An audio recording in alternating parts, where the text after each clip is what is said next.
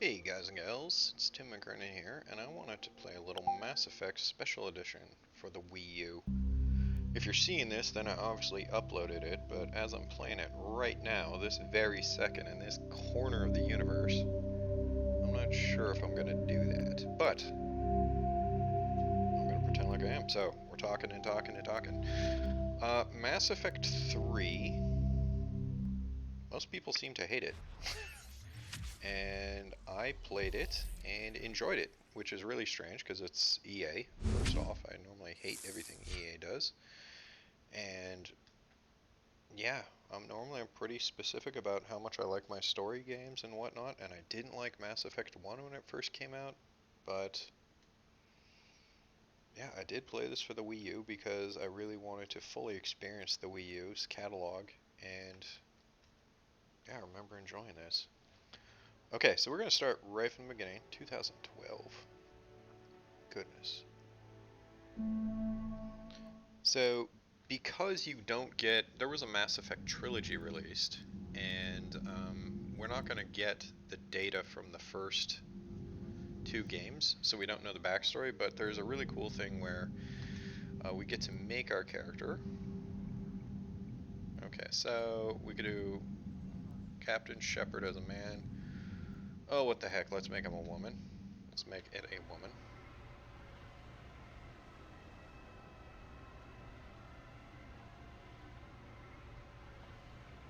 And so we're going to get some kind of backstory here where we're going to go through kind of a comic book and make the critical choices we would have made had we played the first two games.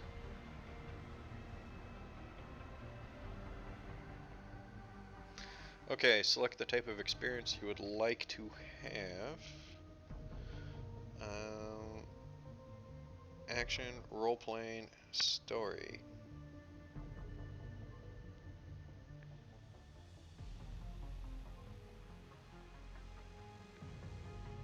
I think we want role-playing. That will be the most fun. What's my name? Jane Shepard. Can I change that? Jane. I want to name her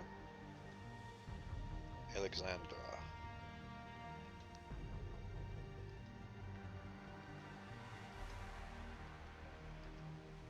I think most people probably have a few set names that they always go through. They don't want to use their name. Let's customize it. I'm not going to take too much time here. Let's go through the presets. Let's find a good preset that I like.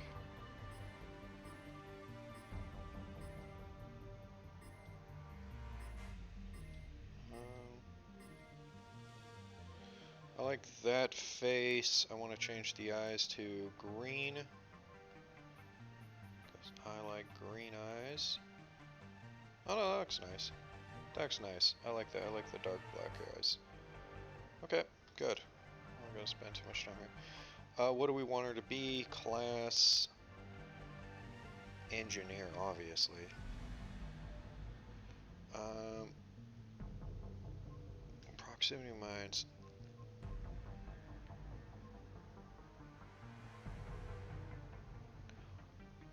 More ammo.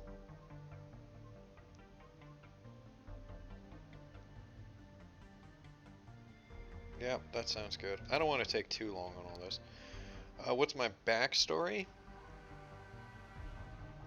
Both of your parents were in the Alliance military. Your childhood is spent on ships and stations as they transferred from position to position, never staying in one location for more than a few years. Following your parents' footsteps, you enlisted at age 18. Okay, so colonists, you were born and raised on Mindor, a small border colony in the Aten Traverse.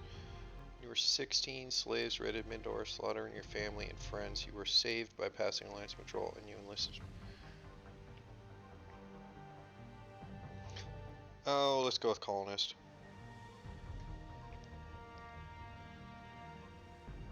Uh, Sole survivor? No, I wouldn't be that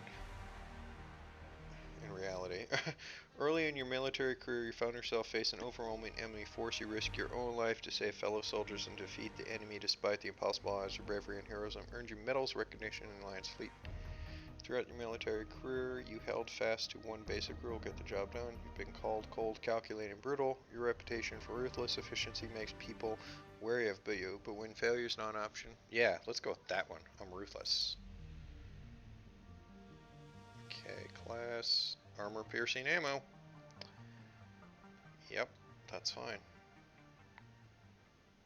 Okay, Mass Effect Genesis 2 allows you to set the backstory through an interactive comic that covers the events of Mass Effect universe. Yes, so we want to do this, so anyone watching this who doesn't know this trilogy knows the story of the universe.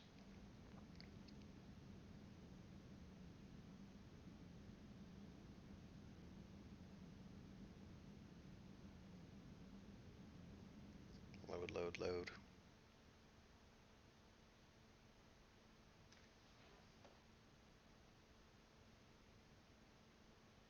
I've already lost count of the days since they relieved me of duty. Strange how years of your life can just vanish in the blink of an eye. In a flash, you got nothing but time. Time to reflect on everything that's happened. Hard to believe it's only been a few years since this all began. We were testing out the Normandy, Captain Anderson's new ship, when the distress call came in. An Alliance patrol on Eden Prime had been attacked. They'd seen something they couldn't explain. Whatever it was massive. Big space poop. My lieutenant, Caden Alenko. A good kid, loyal, by the book, with a talent for biotics. We came across the lone survivor of the patrol, Gunnery Chief Ashley Williams. A soldier to the core. Tough, disciplined, ready to take on whatever came her way. Ashley joined up with us and took us to the spot where she lost her squad. That's when we saw it. The ship. Like nothing I'd ever seen. It was massive, scorching the colony and everything around it as it blasted away. Big space poop. We followed the path of destruction to an artifact, a beacon left by a long-dead race called the Protheans. The colony had dug it up, and whoever attacked them had tried to take it. Lieutenant Alenko made the mistake of getting too close. It hit him with some type of energy. I grabbed him and threw him out of the way. That's when it hit me. Hard. Every muscle in my body went rigid. I couldn't move. Could barely breathe. Everything went black. And then I saw something. A vision. Dream. A nightmare. By the time I woke up, we were halfway to the Citadel on our way to meet the Council. I was expected to explain what I'd seen. Anderson came along. So did Udina, our political representative on the Citadel. With those two heavyweights, it seemed reasonable we could persuade the Council that the ship we'd seen was a potential threat. As was the individual behind the attacks. Nah, big bureaucracy there, I can't believe you. The main suspect for the Eden Prime massacre was a Turian Spectre named Saren. He'd been seen by one of the survivors from the colony at Eden Prime, and there was some evidence to suggest that the ship was connected to Saren. But even Udina's pointed accusations weren't enough to convince the Council. They just couldn't believe one of their chosen elite Spectres could be guilty of something like that.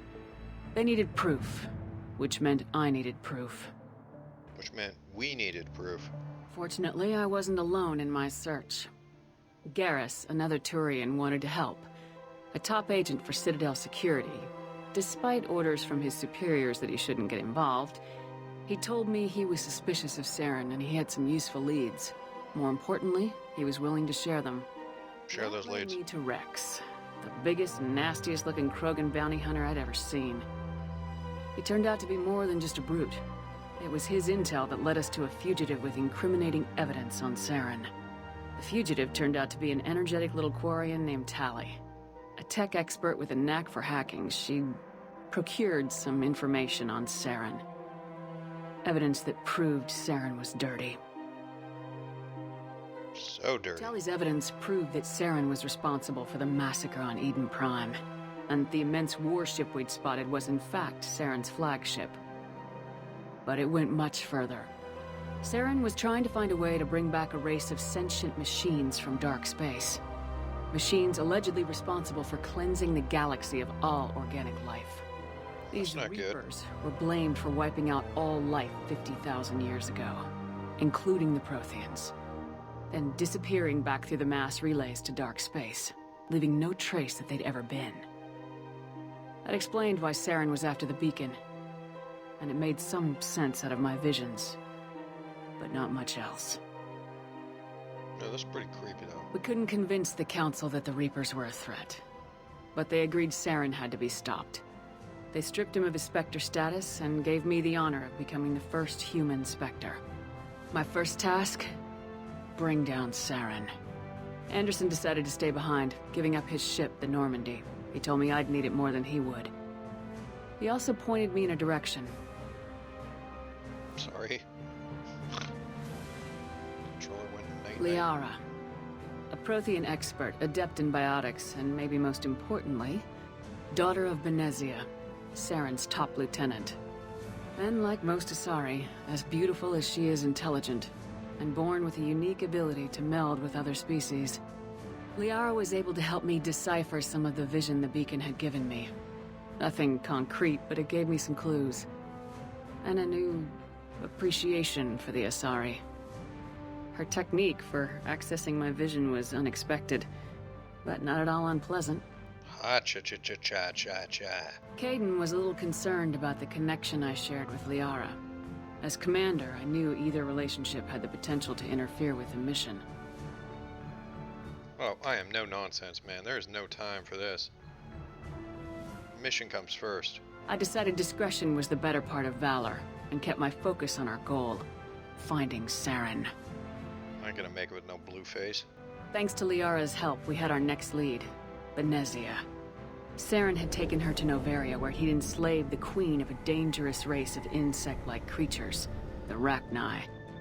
He ordered Benezia to use the same technique Liara had used on me to extract information from the Rachni queen. The queen's drones were everywhere, and they were not happy. We had to fight through hundreds of them to get to Benezia.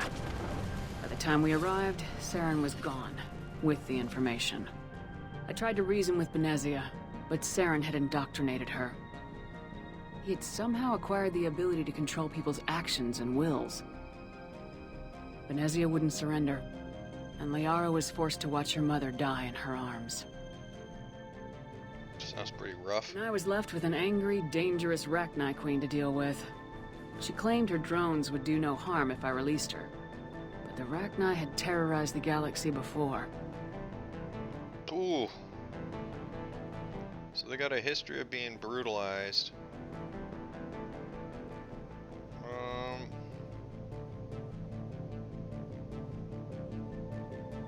Yeah, I believe in the sanctity of sentience. Let them live. I wouldn't doom an entire species for past sins. And the Queen was true to her word.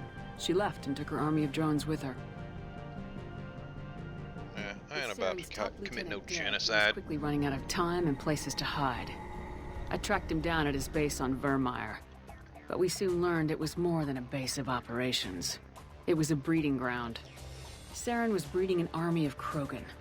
He'd found a cure for the genophage, a disease inflicted on the Krogan to prevent them from breeding and taking over the galaxy. The Krogan Saren was breeding were slaves, mindless beasts that obeyed Saren's will. I had to destroy the base and all its research. Rex disagreed, violently. Rex wanted the genophage cure for his people. I tried to convince him to help me destroy it, that these Krogan weren't real. But he wouldn't back down. Okay, so Rex is a Krogan, which were basically genetic soldiers to do, lift things, heavy lifting kind of stuff. And they populate like crazy, and they were kept in check with this kind of engineered virus. And they found the solution to that virus, a cure.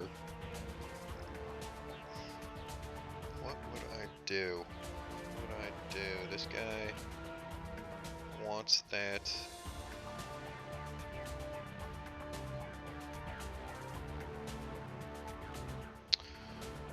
Yeah.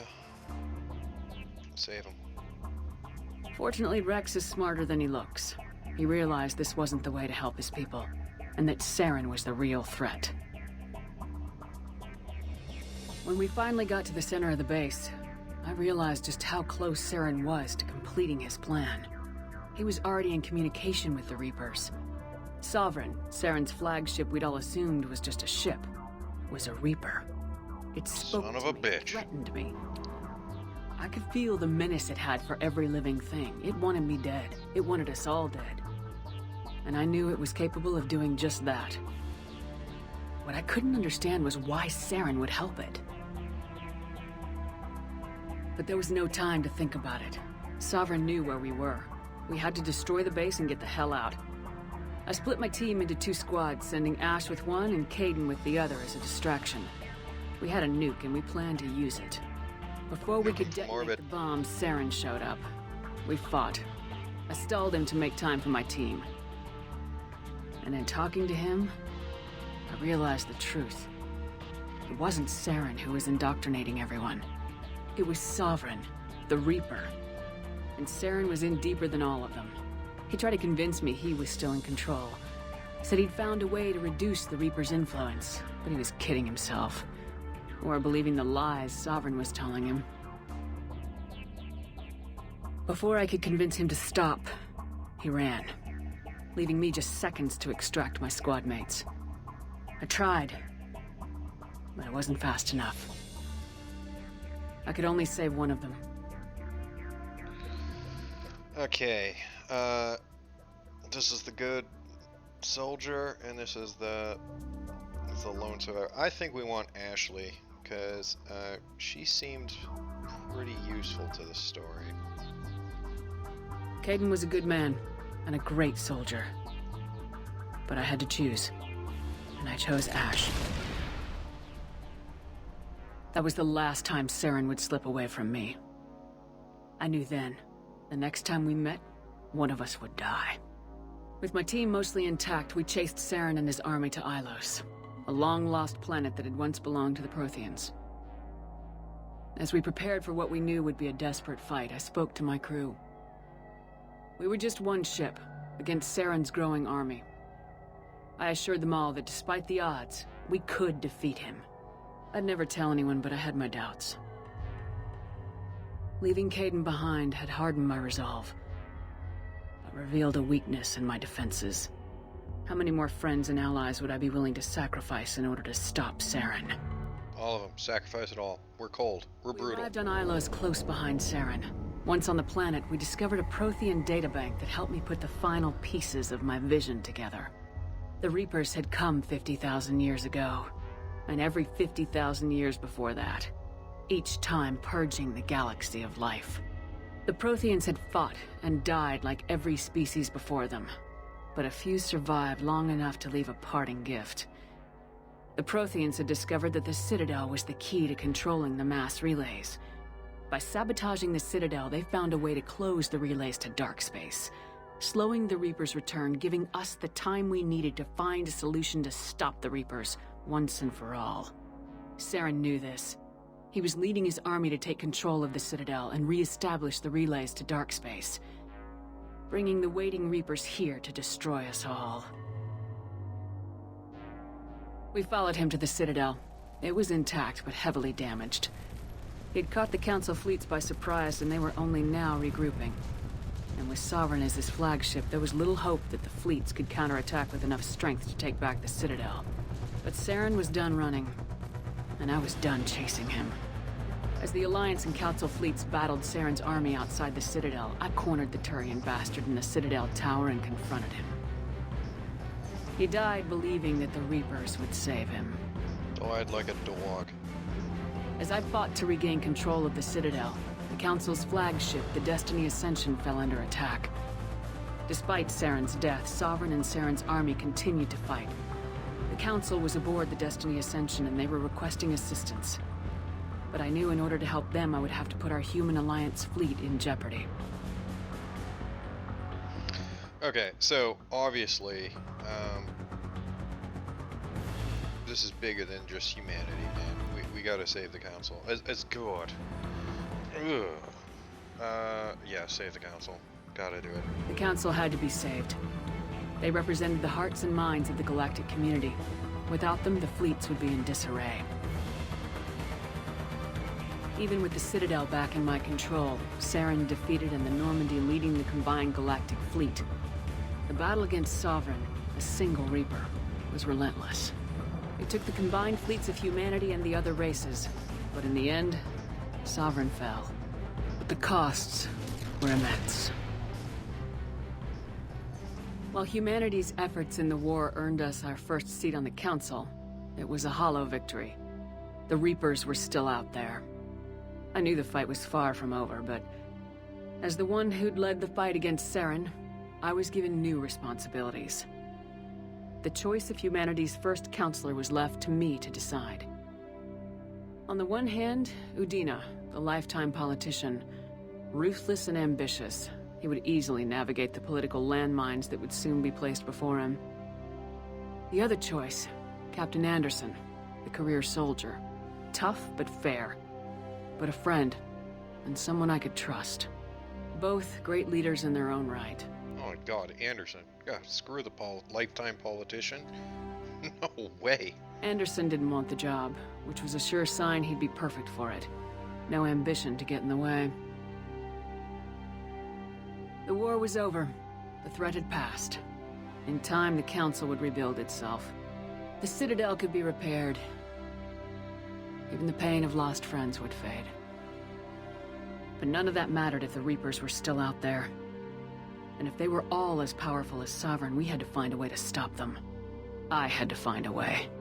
I gathered my crew, took my ship, and went in search of answers. Officially, the Council would only say I was assigned cleanup duty, routing out any remnants of Saren's army.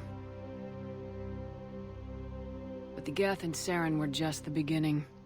The Reapers had other plans. A few months after the battle for the Citadel, while we were on patrol, we were attacked by an unknown vessel. Before we knew what was happening, we were disabled and forced to abandon ship. Abandoned ship. Was destroyed. We lost a lot of good people. I almost didn't make it myself. Technically, I was as close to death as you can get.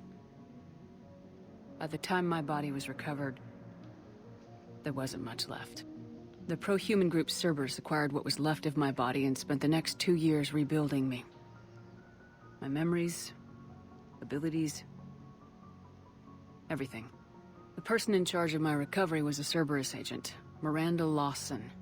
Brilliant and efficient. But before I could be completely rehabilitated, the Cerberus facility we were in was attacked. I was forced to fight my way out. In my condition, I should have died. But an ex-Alliance soldier named Jacob Taylor kept me alive. We found Miranda and we escaped. They took me to meet the Elusive Man, the leader of Cerberus and the one who had ordered me rebuilt. God, look at those claw things. That's supposed to rebuild his you. name, offering half answers to many of my questions. But he did explain why he'd brought me back. He believed I was the one person who could stop the Reaper threat. And he explained that the Reapers had a new ally, an insectoid race called the Collectors. The ones who had attacked the Normandy 2 years earlier. Since that time, they'd been systematically abducting entire human colonies and taking them beyond the Omega-4 relay. A place that no ships other than Collector ships ever returned from. The Elusive Man wanted me to find out why humans were being abducted, and to end it. In return, Cerberus would outfit me with a rebuilt Normandy, weapons, and a skeleton crew. As long as I agreed to take along Miranda, Jacob, and an illegal AI named Edie. I told the Elusive Man I wanted my own team, people I knew. He already had a list of individuals that he wanted. People that might be willing to go on a suicide mission, to head beyond the Omega-4 relay and face the unknown. It was an interesting list. Ex-convicts, assassins, experimental scientists. In the end, it was my choice. It would take time and effort to recruit them all, and with more humans disappearing every day, I wasn't sure I should bother. Oh my god, we are recruiting them all.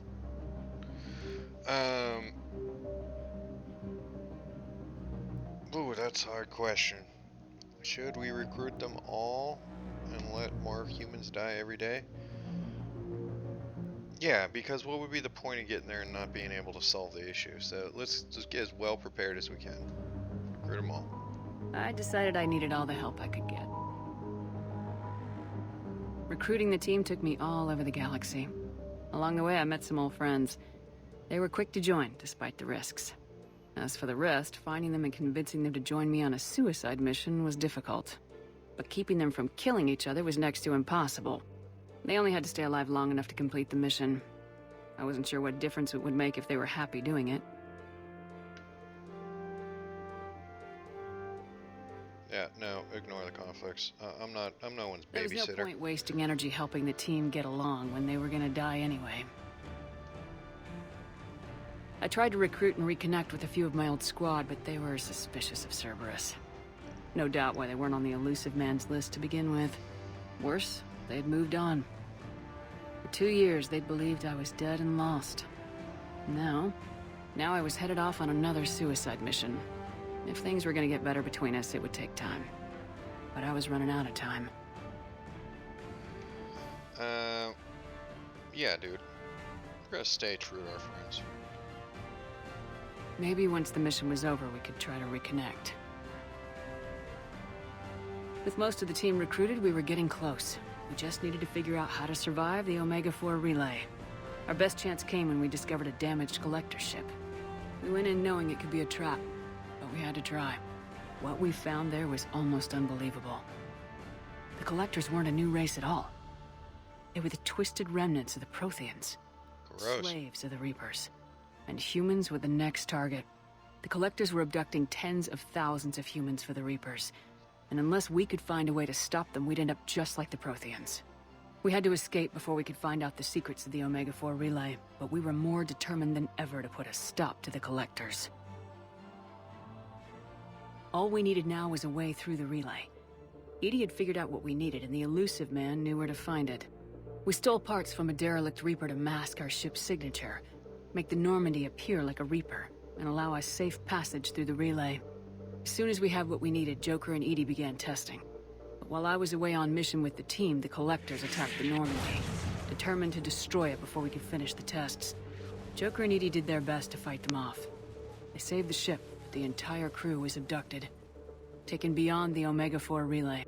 Jacob went So all those people we got, just more for Edie and them. Miranda wanted more time to prepare before we attacked. Oh my god. No, we spent enough time preparing and being friendly. Let's get that crew. We had everything we needed to get through the Omega-4 relay safely. I wouldn't risk the lives of the crew by waiting. Eventually, we were ready to go. I gathered everyone to go over the plan. We all knew this was likely a one-way ticket. One-way The team ticket. was as ready as they could be, but they were nervous. We knew this could be our last day together. We were scared and looking for reassurance. Some of us found it in each other. Ooh. Start something with Garrus. Prepare for the assault. No, man. Focus. But I went to my cabin to be alone. To prepare for the attack, go over every detail.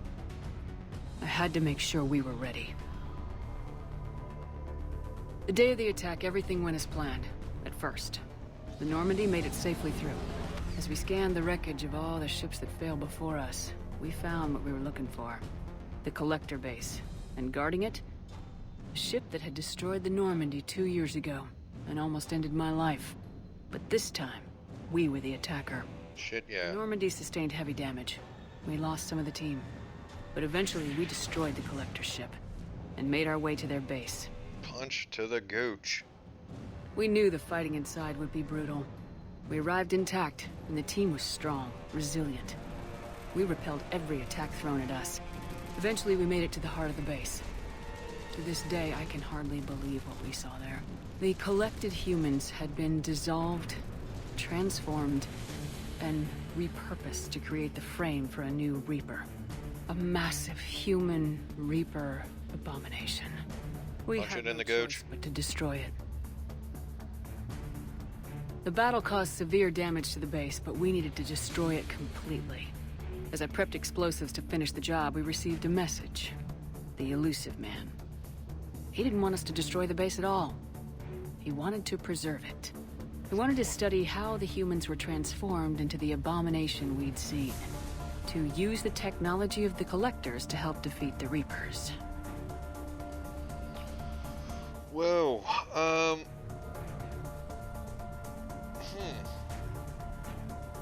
Yeah, let's do it.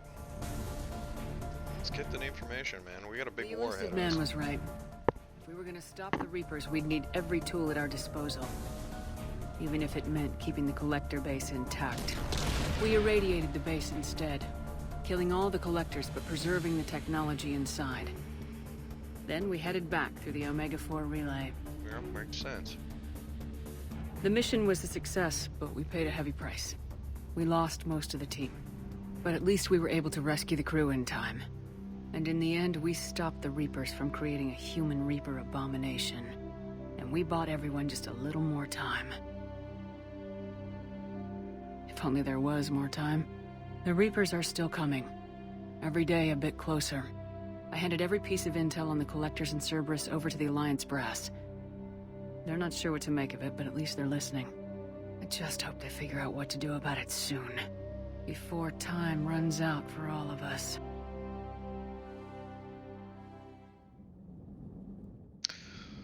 Okay, so I think I am going to cut the video there, and this will be part 0, right? Because this is like, if you want the backstory, you can watch that separately. But then I will start the game in earnest with part 1. So, I'm going to cut it here. Thanks for watching.